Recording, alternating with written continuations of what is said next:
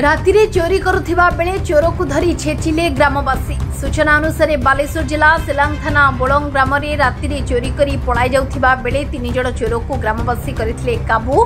तेबे गोटी स्कूटी रे चोर 3 जण आसीथिबा बेले तांको स्कूटी रु भुजाली सह मारणास्त्र जबत हेबा सह गोटी स्कूटी मध्य जबत होईछि। तेबे बोलंग गाँ रे आगरु दुईटी घरु चोरी होइथिबा बेले जाय चोर किंबा चोरी जिनिस उद्धार होई नथिबा बेले पुणी चोरी उद्यम ग्रामवासी चिंतार कारण पलटि। तेबे 3 जण चोरों घर बालेश्वर सिंधिया अंचल बोली जनापड़ी। सेलांग पुलिस 3 जण चोर को निज हेफाजत को नेबा सह ग्रामवासी माड़े आहत होइथिबा बेले प्रथमे डाक्तरखाना रे प्राथमिक चिकित्सा परे थाना को नेथिबा जनापड़ी। तेबे सेलांग थाना अंचल रे दिनकु दिन चोरी बढ़ुथिबा बेले पुलिस पेट्रोलिंग पई साधारण ने दाबी होछि।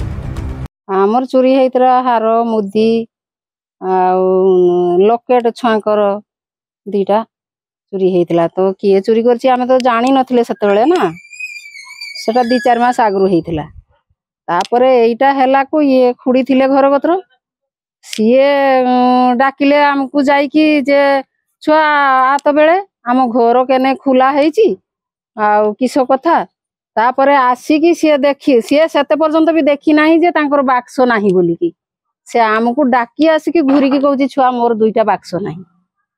काड़ गला राती रो आमे केउठ खोजबे ये या कर दी भाई जाई कि देखले से आड़ खोजले आ केने पाइलेनी किछि। तापरे सकाळू जे हमर सेपटरू लोक जे आछंती बिलु को देखला को बाक्स पड़ची बिलु कोन कोन जिंस चोरी हेछि। याकर जाई पोला हळे जाईछि आ बाक्सर थिला 7000 टंका आ गोडरेज रो थिला 5000 टंका।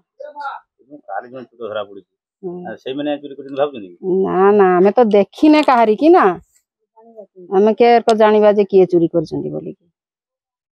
तो आशा करा जाय सेउठु किंतु से दिन राती रो 3टा घर रो पछची से माने तो किए तो हमें जानेनी ना। ए बाबदरे थाना रो अभियोग करथिले ना हमर सरपंच का को कुआला हमर एरकम तो हमें थानार मानार केडी कुआबो किछ करबो याकर घर गत्र केही नाहिती। तापरे हमर हेतला 2-4 मास आगे तो किए किसो नहीं चंती आमे तो जाने नि सेरकम ना। ए काली धरा पड़ला को हमें अनुमान करूचे जे एई माने एई जे उपरापरी ये 15 दिन हैला उपरापरी चलची केही दिन छाड़ नहीं किंतु धरा पडु नथिले आज धरा पड़ले। बालियापल्लू चंदन जेना रिपोर्ट RCN ओडिया।